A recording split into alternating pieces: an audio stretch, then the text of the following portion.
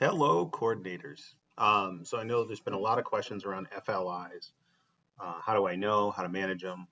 Previously in our meetings regarding the compliance tasks earlier this week, I've told you guys to ignore this jobs lacking interaction, just because the way that this gets calculated is even confusing for me. Um, and for somebody like even Joni, where she just feels like she can never win because there's always something in this bucket. So for now, we're just going to ignore it. And so now you have questions like, hey, how do I check what my FLIs are? I created a report. So if you go in here, you search for FLI, you'll see there's a number of different FLI reports that come up. You're going to want to grab this one that says FLI report for coordinators. Most of you guys, you won't have the edit buttons. You'll just have the view buttons, and that's okay. So we just click view. So what you're going to want to do is we always use the previous Saturday as the checkpoint for FLIs the following Monday. So for the FLI report that's going to come out on the 23rd of this month, we will set the date for the 14th. So by and large, if all you remember is to pick last Saturday as the checkpoint, you'll always be able to drive a list of what is going to be an FLI come the following Monday. So I'm going to pick last Saturday, and then I'm going to go ahead and put in my name. And today I feel sassy and beautiful, so I'm Aulia. All right. Apply. Okay, wait. Yeah, that's right. So I got to go fix the template. When you guys pull this up, this will say and as opposed to or. And if I hit apply, what it does is it gives me a list of every single job that I am assigned as the coordinator to. It tells me who the foremans are, who the estimators are, job numbers, what the last journal note was, etc., etc. So hopefully your list is less than 100, but Aulia's list today happens to be 100. So what I like to do is I like to take this list and I'll go ahead and push it to Excel. So that way I have a document, a list that I can go ahead and sort and filter and do a number of different things with. So I'll go ahead and enable editing. Trim this down. I'm just going to do some resizing. So this always has date and time. I always just run everything off of date. So what I'll do is I'll change this to short date. Just kind of, I like to crunch all of these down if I can. So then that way I get everything on one screen and I don't have to scroll side to side. Just makes me happier. All right. So here's my list.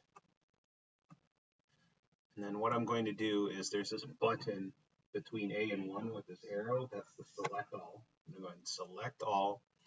Then I'm going to click the sort and filter button. Then I'm going to go filter. And what that does is it puts a little filter on every single column header. So then that way I can go ahead and sort by those columns or I can filter by those columns. So for instance, if I wanted to sort this list by last journal note entered, so I could see which ones were the furthest out, I could go ahead and sort oldest to newest, and what it's going to do is it's going to say this job, the concrete cistern abatement, the last time I touched that job was 8/22. Or what I like to do is I will go and sort by status. So then that way I can see these are all my jobs that are in accounts receivable. These are the jobs that are in completed without paperwork and invoice pending. These are the ones in pending sales, pre-production. These are the ones that I have in work in progress. I always like to pick the easy ones first. So likely what I'll do with my work in progress is I'll go ahead and simply contact the foreman on all of these through Dash to ask them, hey, do you have any updates because this job is in progress? I'll do the same thing with this group of pending sales.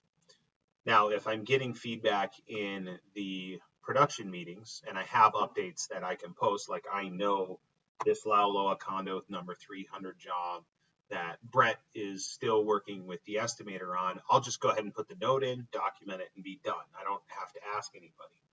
But on this list, if there are jobs where I'm like, I don't really know, I'm going to go ahead and follow up with the estimator. On hold jobs, I'll just go ahead, if I know exactly what's going on with the on hold jobs, I'll just go ahead and toss a note in real quick, like this concrete cistern one. We're just waiting. It's a long-term project. We're just waiting for somebody to come back and tell us that our price is good or not. So we'll go ahead and just put that information in. Completed without paperwork and invoice pending. These ones I'm likely going to do something with between today and tomorrow, because it's Thursday. I'm likely going to make sure that these get invoiced either today or tomorrow. And then my accounts receivable projects, what I'm going to do is simply follow up with my 7-day, 14-day, or 30-day follow-up, just to go ahead and document the file.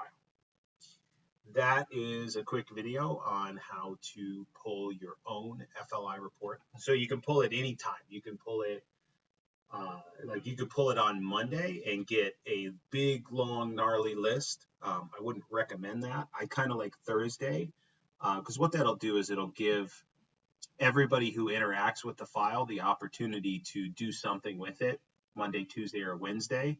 And then Thursday, you're kind of looking at a trimmed list of the jobs that you know you need to touch between today and tomorrow. If you guys have any questions, always feel free to reach out to me. And thank you for everything that you do. You guys are awesome.